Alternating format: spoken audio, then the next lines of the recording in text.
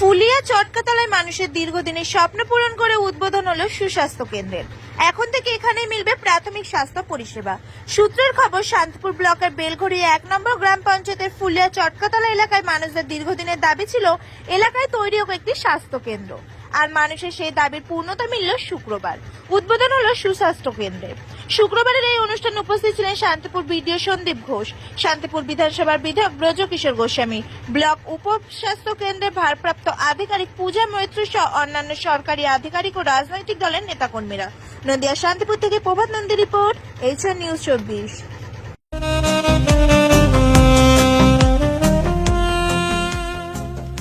সর্বস্তরের ক্রেতা বন্ধুদের শুভ কামনায় বাবা লোকনাথ বাইক পয়েন্ট।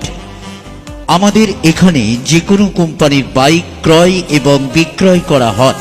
অবশ্যই মনে রাখবেন, ফাইন্যান্সের সুব্যবস্থা আছে। প্রোপাইটার দিবাকর দেবনাথ ওরফে বাপি।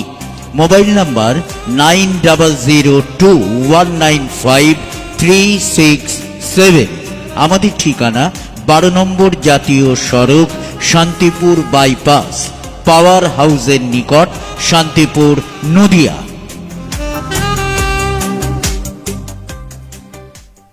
এটা আমাদের বেলঘড়িয়া 1 অঞ্চলের চটকাতলাতে এই স্বাস্থ্যকেন্দ্রের উদ্বোধন হলো।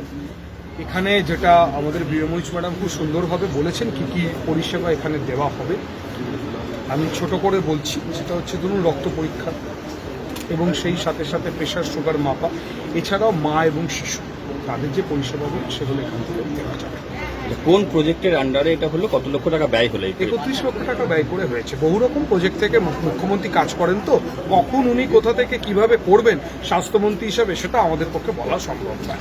আমরা দেখাতে চাই কাজ, কোন প্রজেক্ট, কেন প্রজেক্ট, কি জন্য প্রজেক্ট, সেটা বলতে গেলে আবার 100 দিনের টাকা, হাইকোর্ট, সুপ্রিম কোর্ট, অনেক কিছু চলে আসবে। উপসংহারে থাকে কেন এই জায়গাটা বেছে নিলেন আপনারা? মানুষের দীর্ঘদিনের দাবি ছিল এখানে, এই অঞ্চলের মানুষের দীর্ঘদিনের দাবি ছিল যে এখানে একটি স্বাস্থ্যকেন্দ্রের প্রয়োজনীয়তা আছে, সেই জন্য এখানে ব্লকের আর কোথায় কোথায় কেন্দ্র? মানিকনগর থেকে শুরু করে বেলঘড়িয়া 1। কতগুলো পর্যন্ত?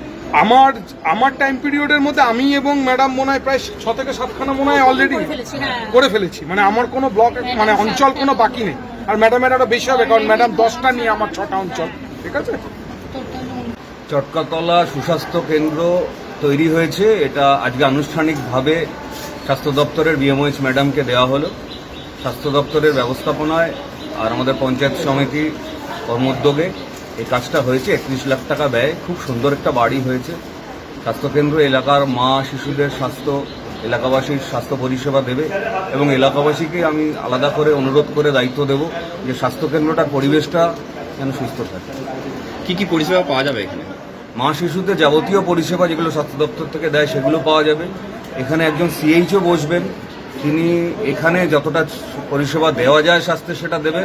আর সবচেয়ে বড় যেটা আছে, অনলাইনে কলকাতা এবং কলকাতার বাইরে এমনকি রাজ্যের বাইরের ডাক্তারদেরও অনলাইন কানেকশনের মাধ্যমে, ভিডিও কলের মাধ্যমে খুব জটিলতর রোগের চিকিৎসা করার সুযোগ দিয়ে দেবেন। কারা কারা এই সুযোগ সুবিধা পাবেন? মানে কোন কোন সবাই, এলাকাবাসী সবাই, এলাকার মানুষের সবাই। যে কোনো, এটা তো সুস্বাস্থ্য কেন্দ্র, শুধু স্বাস্থ্য কেন্দ্র না, হেলথ অ্যান্ড ওয়েলনেস সেন্টার। এখানে এএনএম দিদিও যেমন থাকেন, যিনি মা বাচ্চার আরসিএইচ পরিষেবা সব দেন, অর্থাৎ গর্ভবতী মহিলাদের পরিষেবা, তাদের পরিচর্যা, বাচ্চা হয়ে গেলে যারা পোস্টেন্সি মা তাদেরও পরিষেবা পরিচর্যা, তার সাথে শিশুদের টিকাকরণ, এই সমস্ত কিছুই এখান থেকে দেওয়া হবে। এছাড়াও এখানে কমিউনিটি হেলথ অফিসার দিদিরাও থাকবেন। তো সেখানে 30 ঊর্ধ্ব যত মানুষ আছে তাদের যে সুগার প্রেশার নিয়মিত দেখা, চেক আপ করা, তাদের সে ধরনের মেডিসিন দেওয়া, ক্যান্সার নির্ণয়, ক্যান্সারের জন্য তাদেরকে বিভিন্ন জায়গায় রেফার করা, পাঠানো। যেমন আমরা জানি আমরা খুব ignorant, breast cancer, oral cancer, cervical cancer, এগুলোর জন্য। তো এগুলো এখানে নির্ণয় হবে, ডিটেকশন হবে এবং সর্বোপরি এখানে টেলিমেডিসিন পরিষেবা থাকবে। অর্থাৎ পশ্চিমবঙ্গের বিভিন্ন প্রান্তের এবং কলকাতার যত বিশেষজ্ঞ ডাক্তাররা আছে টেলিমেডিসিনের মাধ্যমে জুড়ে থাকবে।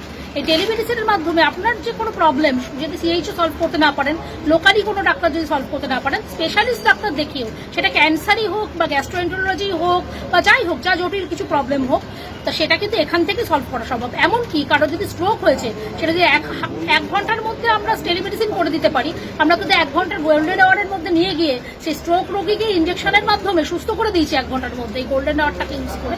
এমন উদাহরণও আছে। এই ধরনের সুস্বাস্থ্য কেন্দ্র থেকে এই ধরনের উদাহরণ হয়। মেনলি আউটডোর পরিষেবাটা থাকবে মেনলি আপাতত আউটডোর পরিষেবা থাকবে, কিন্তু পরবর্তীতে যা স্পেস আছে সেটা পরবর্তীতে যদি আপগ্রেডেশন হয়, যদি সেরকম এইচআর আসে, তো ইনডোর পরিষেবা হতে পারে, অসুবিধা কিছু নেই। আজকে আমাদের পাড়া আমাদের সমাধানে আপনারা এসছেন, মমতা বন্দ্যোপাধ্যায়ের এই প্রকল্পে কি জানাবেন আপনি? কি বলবো, এই যে প্রকল্পটা যে মানে জনসাধারণের উপরে দায়ভার ফেলে দিয়েছে যে তোমরা তোমাদের সমাধান তোমরা নিজেরাই করো, কি বলবে এই মমতা বন্দ্যোপাধ্যায়? না দিদি খুব ভালো কাজ করছে, আর খুব ভালো চলছে, ভালো রয়েছি, ভালো থাকবো আশা করি। আপনি লক্ষ্মী ভান্ডার পাচ্ছেন? হ্যাঁ, কোনো প্রকল্প থেকে বাদ করেছেন না? না এমনি কোনো প্রকল্প নেই, শুধু লক্ষ্মী ভান্ডারটাই পাচ্ছি আমি, যেটা আমাকে সরকার থেকে অনুদান দিয়েছে লক্ষ্মী ভান্ডারটা প্রত্যেক মাসে তার মাসে জন্য পাই। কি জানাবেন? অসংখ্য অসংখ্য ধন্যবাদ। আপনার নাম? আমার নাম টিয়া প্রামাণিক।